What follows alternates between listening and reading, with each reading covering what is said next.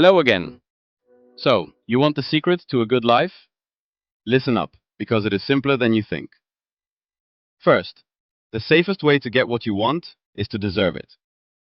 You should deliver to the world what you would want to buy if the roles were reversed. This wins you the respect and deserved trust of others. To really get ahead, you must become a continuous learning machine. You will not get far on just what you know now. You have to learn the method of learning. Build a mental latticework of big ideas from every discipline, so you are not a fool when things get complicated. Once you have these ideas, practice them constantly. Here is a trick. Use inversion. Instead of asking how to succeed, ask what will make you fail, like sloth or being unreliable, and then avoid those things. Also, do not let intense ideology rot your brain. You are not entitled to an opinion unless you can state the arguments against your position better than your opponents can. When life hits you with a terrible blow, do not sink into self-pity. It is a ridiculous way to behave. Instead, use every misfortune as a chance to learn. In your career, work under people you admire. When persuading someone, appeal to their interests, not just their logic. Ultimately, aim for a seamless web of deserved trust. This is the highest form of civilization. Reliable people correctly trusting each other. Get wiser every day, and you will do fine.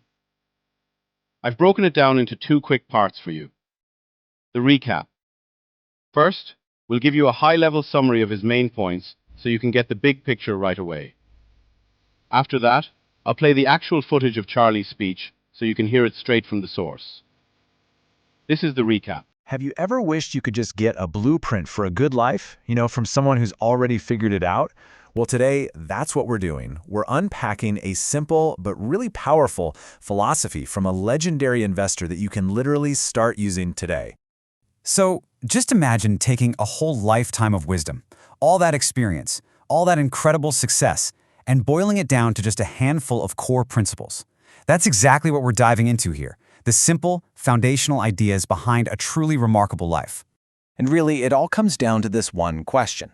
It looks super simple on the surface, right? But the answer is the key that unlocks this entire philosophy.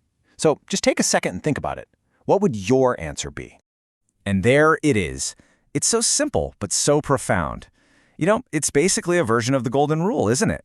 Deliver to the world exactly what you'd want if you were on the other side of the deal. This one idea is the bedrock for everything else we're about to get into. So this naturally leads us to our first section, building a solid foundation. Because look, before you can build anything that lasts, you have to start with character. You have to start with this core idea of deservedness. You see, in this way of thinking, the ultimate prize isn't money or honors or anything like that. It's deserved trust. And this isn't just about other people respecting you. It's an internal reward. It's that deep, quiet satisfaction you get when you know you've earned it by being the kind of person you'd want to trust. And if you want to know what the alternative looks like, well, this story says it all. You do not want to be the person whose funeral is basically a party because you're finally gone. It's some pretty dark humor for sure, but man, it makes a crucial point. A life without deserved trust is a life you just don't want. All right, so once you have that foundation of character locked in, you need the right tools for thinking.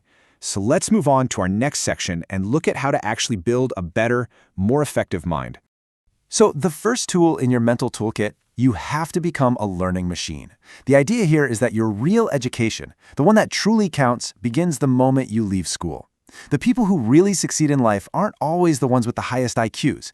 They're the ones who treat learning like a lifelong, continuous moral duty. The second tool is all about multidisciplinary thinking. Just look at the contrast here. On one side, you've got a mind that's just stuck on one tangled little piece of a problem. But on the other, you have a mind that builds what's called a mental latticework. It connects all the big, powerful ideas from different fields, like physics and biology and psychology, to see the whole system. Okay, so let's say you're faced with a massive, incredibly complex problem like this one. Where in the world do you even start? The typical approach is to ask, okay, what can I do to help, right? But our third mental tool, inversion, tells us to flip that question completely on its head. Instead of asking how to help, you ask what is doing the absolute most harm and how can we stop that It's such a simple little trick, but it can bring incredible clarity to the most confusing situations. So let's just recap real quick because this is so important. Your mental toolkit really needs these 3 things. 1, be a lifelong learner. 2, connect the big ideas from different fields. And 3, when you're stuck, just turn the problem upside down. So now that we have that tool of inversion, let's actually use it. We're going to flip things around and explore our next section, identifying all the common traps that smart people fall into so that we can make sure we avoid them. The first huge trap to watch out for is intense ideology. And this analogy of a whirlpool is just perfect. Once you get caught in a rigid set of beliefs, it can just pull you under and completely warp your thinking. It's a current you have to actively fight against your whole life. And here are a few other ways of thinking that are just disastrous. I mean, sloth and unreliability, those are obvious career killers. But there are a couple here you really have to watch out for. One is self-serving bias. That's our natural tendency to believe that whatever is good for us is good for everyone. And the other is self-pity, which is described as a totally useless state of mind that helps absolutely no one. Now, to navigate the world, this next idea is absolutely critical. You have to understand the difference between 2 types of knowledge. First up, you've got chauffeur knowledge. Think of someone who's just memorized the script. They can talk the talk, they look the part, they make a great impression, but there's just no real understanding underneath it all. And then, on the other hand, you have Planck knowledge, named after the physicist Max Planck. This is the real deal. This is deep, earned understanding. It comes from the people who have actually done the work, paid the dues, and truly get it. Your goal is always to get responsibility into the hands of these people. So where do these weird names come from? Well, it's from this great story about Max Planck.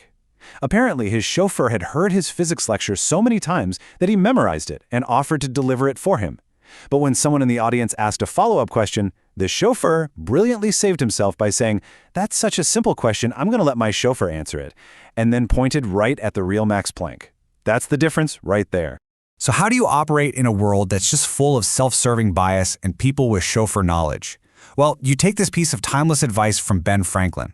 At the end of the day, people are driven by their own interests. So if you really want to persuade them, don't just appeal to their reason, appeal to their interest. Show them what's in it for them. So, if you build this foundation of character and you use these mental tools, what's it all for? What is the ultimate goal? Let's get to our final section, the true prize for living this way. And here it is. This is the ultimate reward. The highest form of civilization, or even just a person, can reach isn't about getting rich or powerful. It's this: creating a seamless web of deserved trust. Think about an operating room at a top hospital. It's a system of total reliability and trust, with very little bureaucracy.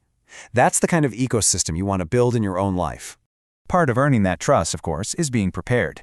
The story goes that one man was able to save his local bank during the Great Depression. Why? Because he had anticipated trouble his entire life, and when it finally showed up, he had the resources and the calm mind to be the reliable person everyone needed him to be. He was ready.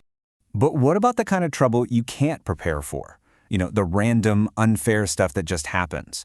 For that, we can look to the ancient Stoic Epictetus. He was born a slave, he lived a life of incredible hardship, yet he saw every single misfortune as another opportunity to behave well, to learn something. And his epitaph proves that a favored life isn't about ease, it's about how you respond with wisdom. And that leaves us with this final thought. Think of all these ideas, this entire philosophy, as a sword being passed down. It's an incredibly powerful tool for building a good, effective life. And the only question left is, are you ready to pick it up and wear it? Well, no doubt many of you are wondering why the speaker is so old.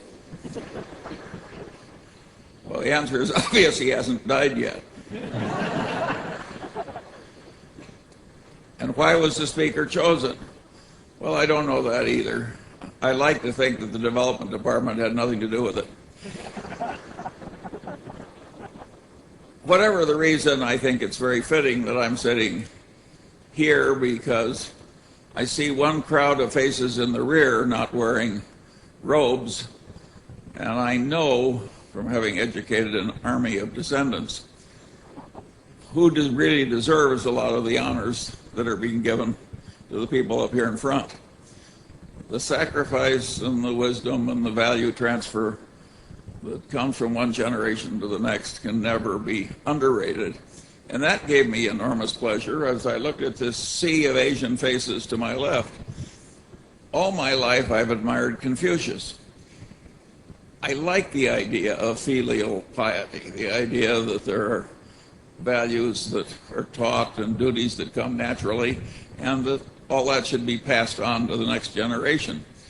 And you people who don't think there's anything in this idea, please note how fast these Asian faces are rising in American life. I think they have something. All right, I scratched out a few notes, and I'm going to try and just give an account of some ideas and attitudes that have worked well for me. I don't claim that they're perfect for everybody, although I think many of them are pretty close to universal values, and many of them are can't-fail ideas. What are the core ideas that have helped me? Well, luckily, I got at a very early age the idea that the safest way to try and get what you want is to try and deserve what you want. It's such a simple idea. It's the golden rule, so to speak. You want to deliver to the world what you would buy if you were on the other end. There is no ethos, in my opinion, that is better for any lawyer or any other person to have. By and large, the people who've had this ethos win in life, and they don't win just money, just honors and emoluments. They win the respect, the deserved trust of the people they deal with. And there is huge pleasure in life to be obtained from getting deserved trust. And the way to get it is to deliver what you'd want to buy if the circumstances were reversed. Now, occasionally you find a perfect rogue of a person who dies rich and widely known. But mostly these people are fully understood by the surrounding civilization. And when the cathedral is full of people at the funeral ceremony, most of them are there to celebrate the fact that the person is dead. And that reminds me of the story of the time when one of these people died and the minister said, "It's now time for someone to say something nice about the deceased." And nobody came forward. And nobody came forward. And nobody came forward. And finally one man came up and he said, "Well, his brother was worse." That is not where you want to go. That's not the kind of funeral you want to have. You'll leave entirely the wrong example. A second idea that I got very early was that there's no love that's so right as admiration-based love, and that love should include the instructive dead. Somehow I got that idea, and I've lived with it all my life, and it's been very, very useful to me. A love like that celebrated by Somerset Maugham in his book of Human Bondage, that's a sick kind of love. It's a disease. And if you find yourself in a disease like that, my advice to you is turn around and fix it, eliminate it. Another idea that I got, and this may remind you of Confucius too, is that wisdom acquisition was a moral duty. It's not something you do just to advance in life. Wisdom acquisition is a moral duty. And there's a corollary to that proposition, which is very important. It means that you're hooked for lifetime learning. And without lifetime learning, you people are not going to do very well. You are not going to get very far in life based on what you already know. You're going to advance in life by what you're going to learn after you leave here. If you take Berkshire Hathaway, which is certainly one of the best regarded corporations in the world, and it may have the best long-term investment record in the entire history of civilization.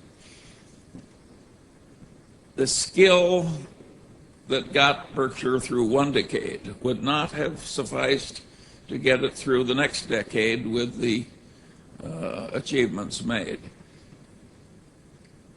Without Warren Buffett being a learning machine, continuous learning machine, the record would have been absolutely impossible. The same is true at lower walks of life. I constantly see people rise in life who were not the smartest, sometimes not even the most diligent, but they are learning machines. They go to bed every night a little wiser than they were when they got up. And boy, does that habit help, particularly when you have a long run ahead of you.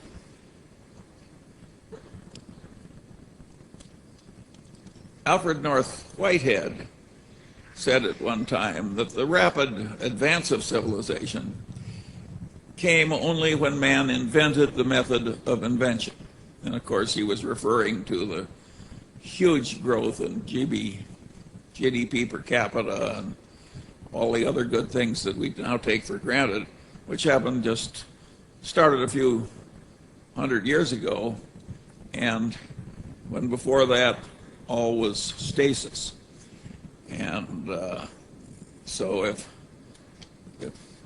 civilization can progress only when it invents the method of invention, you can progress only when you learn the method of learning. I was very lucky. I came to law school having learned the method of learning, and nothing has served me better in my long life than continuous learning.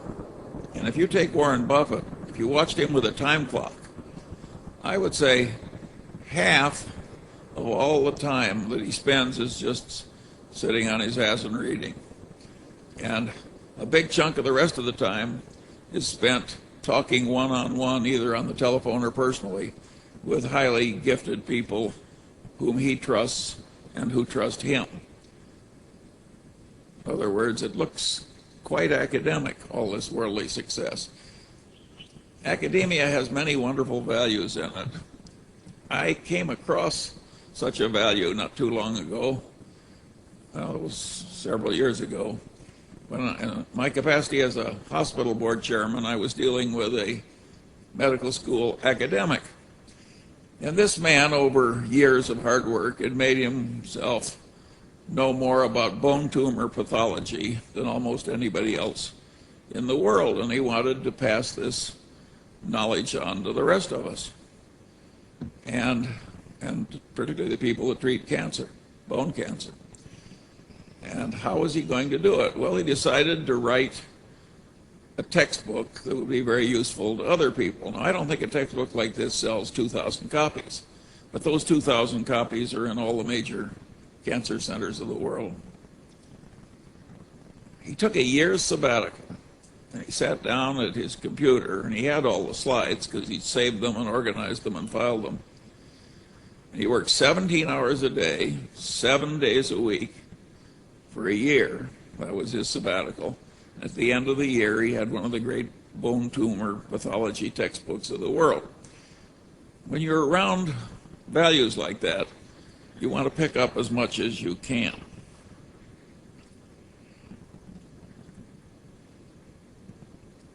Another idea that was hugely useful to me was that I listened in law school when some wag said, a legal mind is a mind that when two things are all twisted up together and interacting, it's feasible to think responsibly about one thing and not the other. Well, I could see from that one sentence that that was perfectly ridiculous, and it pushed me further into my natural drift, which was into learning all the big ideas and all the big disciplines.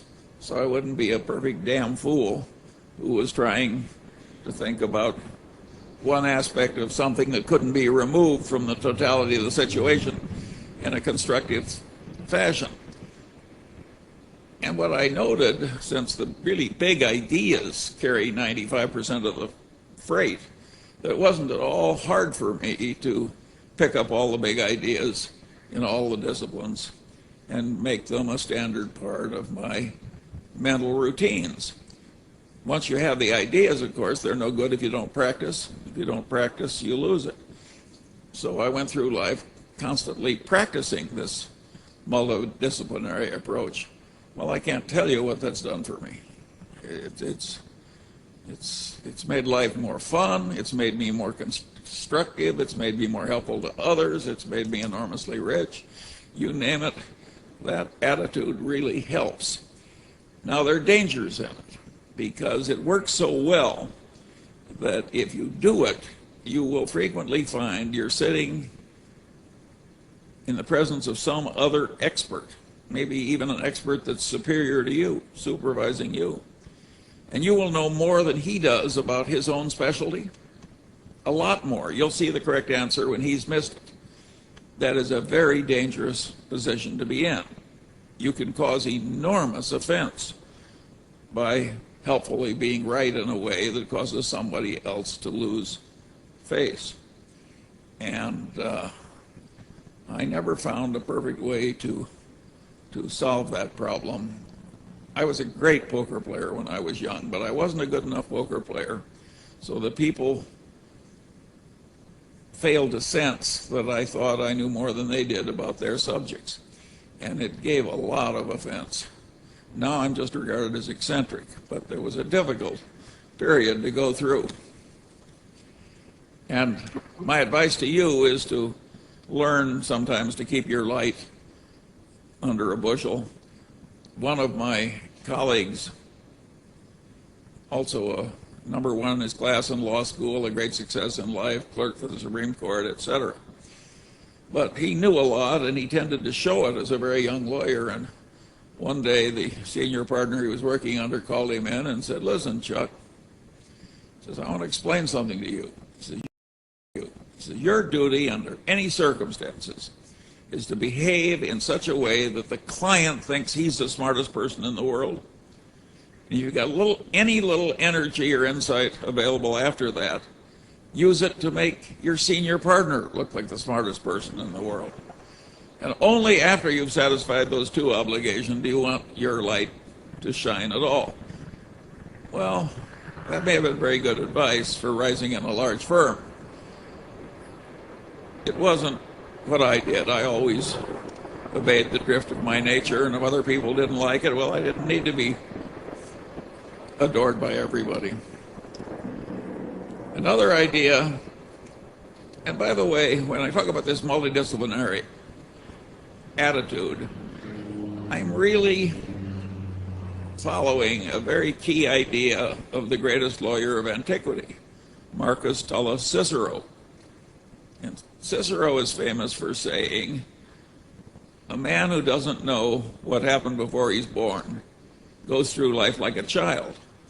Now, that is a very correct idea of Cicero's, and he's right to ridicule somebody so foolish as not to know what happened before he was born.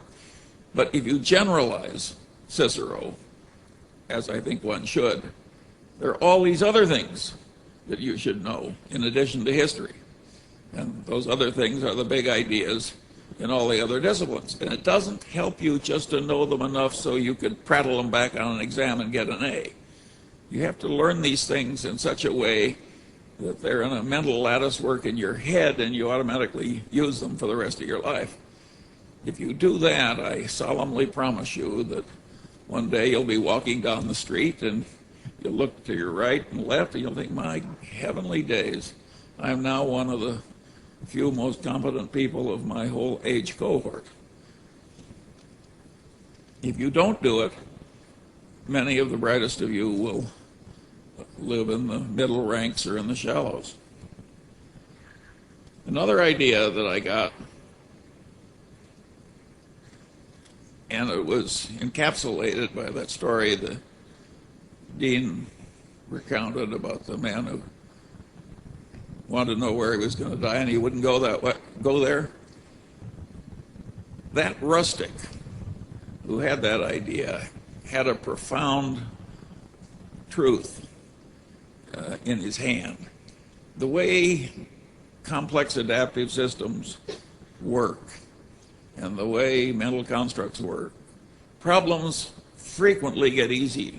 I'd even say usually are easier to solve if you turn them around in reverse. In other words, if you want to help India, the question you should ask is now, how can I help India? You think, what's doing the worst damage in India? What will automatically do the worst damage, and how do I avoid it? You'd think they're logically the same thing. They're not. Those of you who have mastered algebra know that inversion frequently will solve problems which nothing else will solve. And in life, unless you're more gifted than Einstein, inversion will help you solve problems that you can't solve another way. Let me use a little inversion now. What will really fail in life? What do we want to avoid? Such an easy answer. Sloth and unreliability. If you're unreliable, it doesn't matter what your virtues are. You're going to crater immediately. So doing what you have faithfully engaged to do should be an automatic part of your conduct. You want to avoid sloth and unreliability. Another thing I think should be avoided is extremely intense ideology, because it cabbages up one's mind. You've seen that. And you see a lot of it, in TV preachers, for instance. They've all got different ideas about theology, and a lot of them have minds that are made of cabbage. But that can happen with political ideology. And if you're young, it's easy to drift into loyalties. And when you announce that you're a loyal member and you start shouting the orthodox ideology out, what you're doing is pounding it in. And you're gradually ruining your mind. So you want to be very, very careful with this ideology. It's a big danger. In my mind, I've got a little example I use whenever I think about ideology, and that's these Scandinavian canoeists who succeeded in taming all the rapids of Scandinavia, and they thought they would tackle the whirlpools of the Erin Rapids here in the United States. The death rate was 100%. A big whirlpool is not something you want to go into, and I think the same is true about a really deep ideology. I have what I call an iron prescription that helps me keep sane when I naturally drift toward preferring one ideology over another. And that is, I say, I'm not entitled to have an opinion on this subject unless I can state the arguments against my position better than the people do who are supporting it. I think only when I've reached that state am I qualified to speak. Now you can say that's too much of an iron discipline. It's not too much of an iron discipline. It isn't even that hard to do. It sounds a lot like the iron prescription of Ferdinand the Great. It's not necessary to hope in order to persevere. That probably is too tough for most people. I don't think it's too tough for me, but it's too tough for most people. But this business of not drifting into the extreme ideology is a very, very important thing in life. If you want to have more correct knowledge and be wiser than other people, the heavy ideology is very likely to do you in. Another thing, of course, that does one in is the self-serving bias to which we're all subject. You think the true little me is entitled to do what it wants to do. And, for instance, why shouldn't the true little me overspend my income? Well, there once was a man who became the most famous composer in the world, but he was utterly miserable most of the time. And one of the reasons was he always overspent his income. That was Mozart. If Mozart can't get by with this kind of asinine conduct, I don't think you should try it.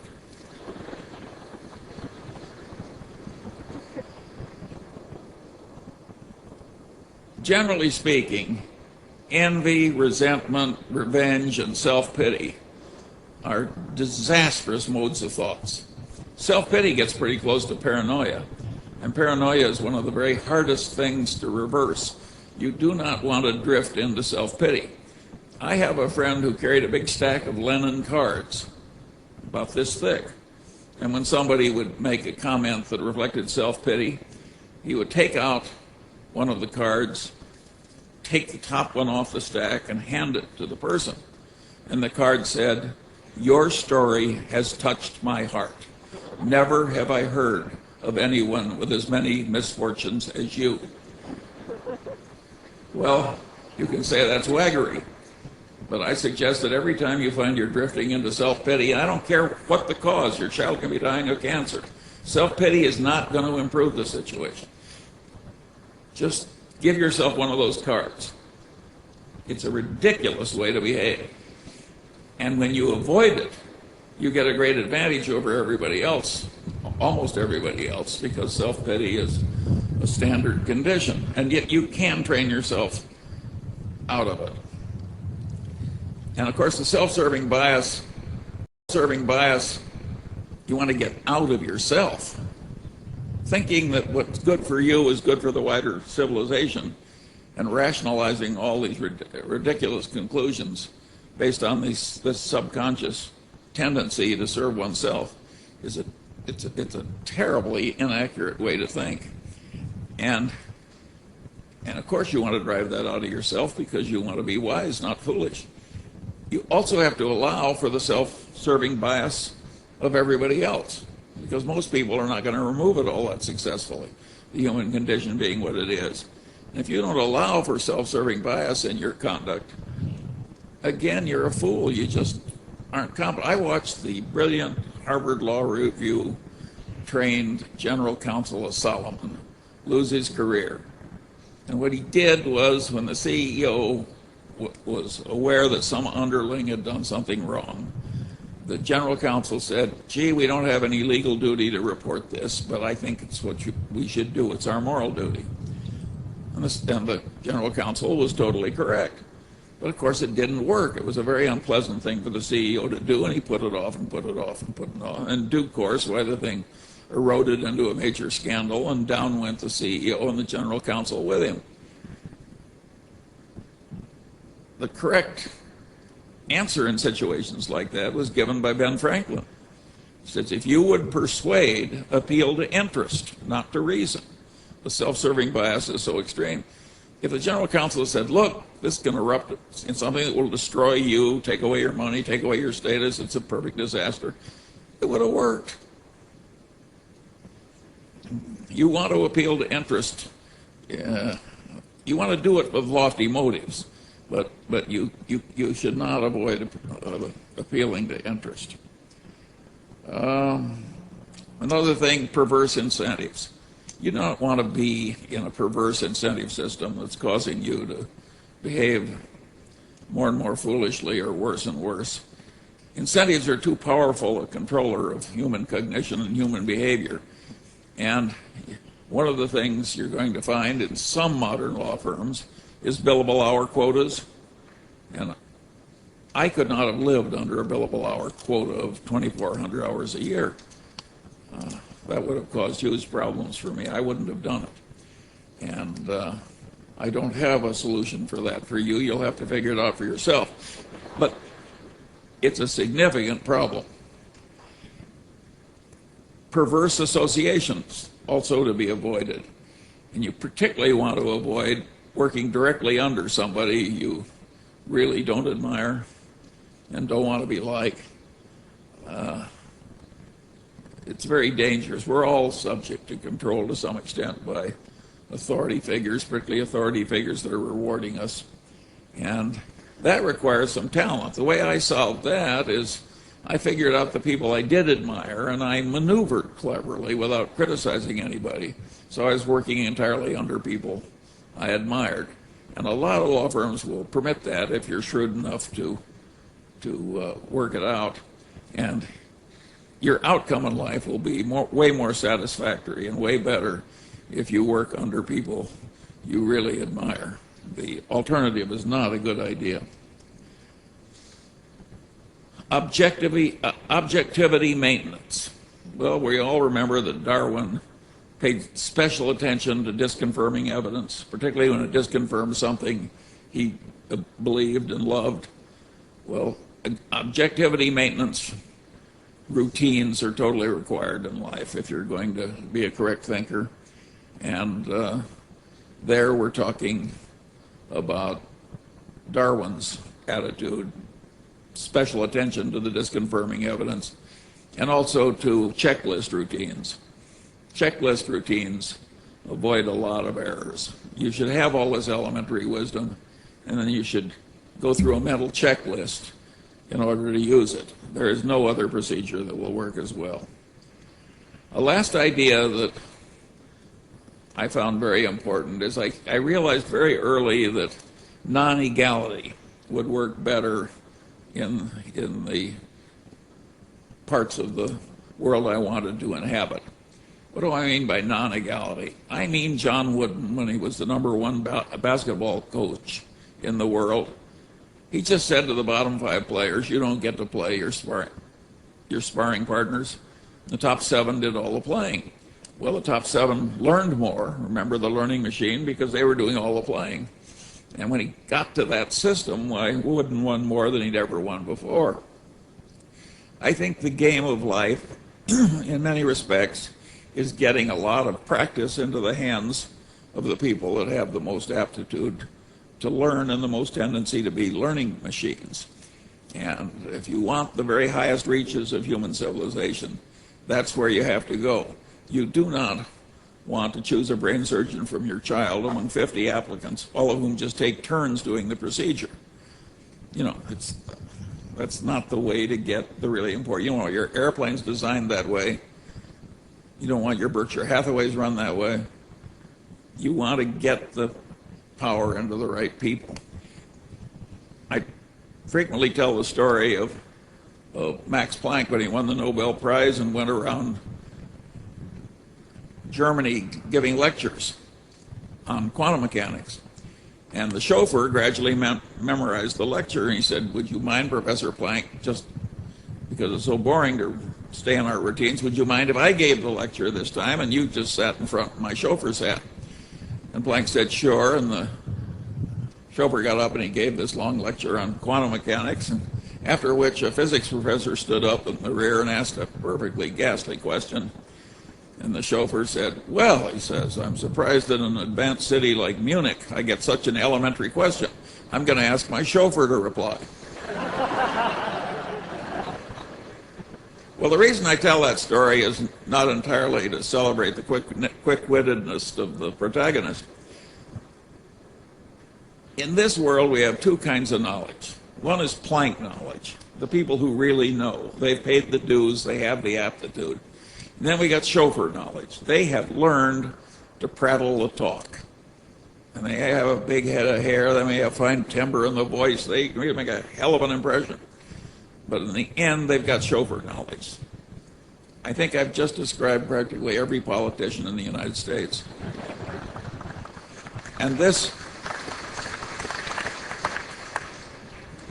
you're going to have the problem in your life of getting the responsibility into the people with the Planck knowledge and away from the people who have the chauffeur knowledge. And there are huge forces working against you. My generation has failed you to some extent.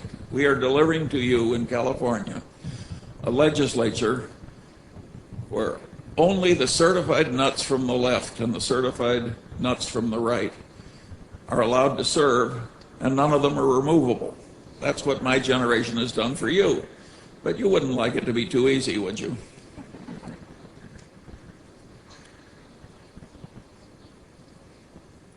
Another thing that I found is that an intense interest in a subject is indispensable if you're really going to excel in it.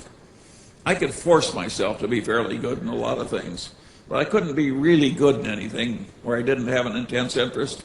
So to some extent, you're going to have to follow me in if at all feasible, you want to drift into doing something in which you have a natural interest. Another thing you have to do, of course, is have a lot of assiduity. I like that word because it means sit down on your ass until you do it. And I've had marvelous partners all my life. I think I got them partly because I tried to deserve them, and partly because I was wise enough to select them, and partly maybe there was some luck. But two partners that I chose for one little phase of my life had the following rule when they created a little design, build, construction team. They sat down and said, two-man partnership, divide everything equally. Here's the rule. Whenever we're behind in our commitments to other people, we will both work 14 hours a day until we're caught up. Well, needless to say, that firm didn't fail. The people died honored and rich. It's such a simple idea. It's such a simple idea. Another thing, of course, is life will have terrible blows in it. Horrible blows. Unfair blows. Doesn't matter. And some people recover and others don't. And there I think the attitude of Epictetus is the best. He thought that every mischance in life was an opportunity to behave well. Every mischance in life was an opportunity to learn something. And that your duty was not to be submerged in self-pity, but to utilize the terrible blow in a constructive fashion. That is a very good idea. And you may remember the epitaph which Epictetus left for himself. It said, "Here lies Epictetus, a slave, maimed in body, and the ultimate in poverty and favored of the gods." Well, that's the way Epictetus is now remembered. He's had big consequences. And he was favored of the gods. He was favored because he became wise, and he became manly. Very good idea. I've got a final little idea, because I'm all for prudence as well as opportunism. My grandfather was the only federal judge in his city for nearly 40 years, and I really admired him. I'm his namesake. And I'm Confucian enough that even now I sit here and I'm saying, well, Judge Munger would be pleased to see me here.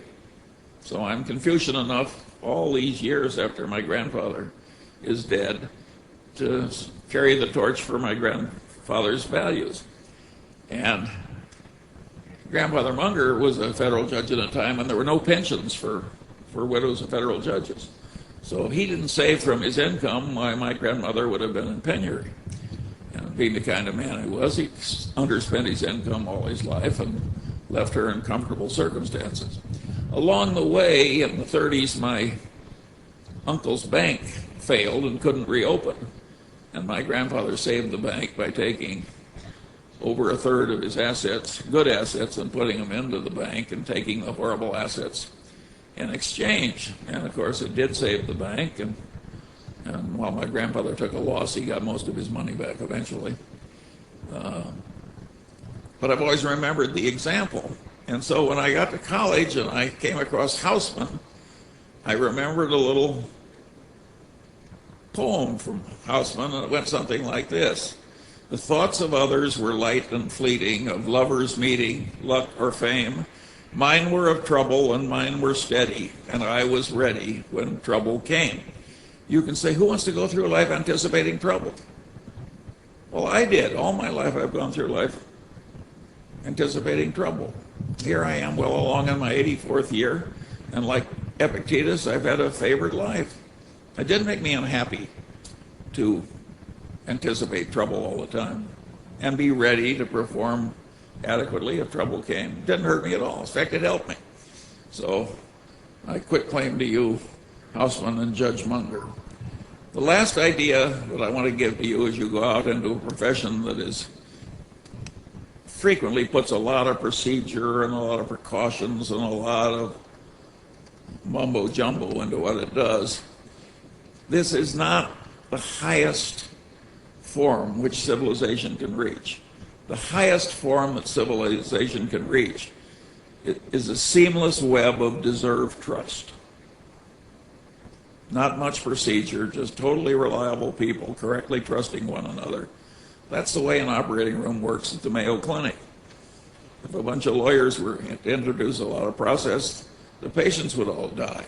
So never forget, when you're a lawyer, that you may be sold for selling this stuff, but you don't have to buy it. You may be rewarded for selling it, but you don't have to buy it. In your own life, what you want is a seamless web of deserved trust. And if your proposed marriage contract has 47 pages, my suggestion is you not enter. Well, that's enough for one graduation. I hope these ruminations of an old man are useful to you. In the end, I'm like old Valiant for Truth in Pilgrim's Progress. My sword I leave to him who can wear it. You could sit there.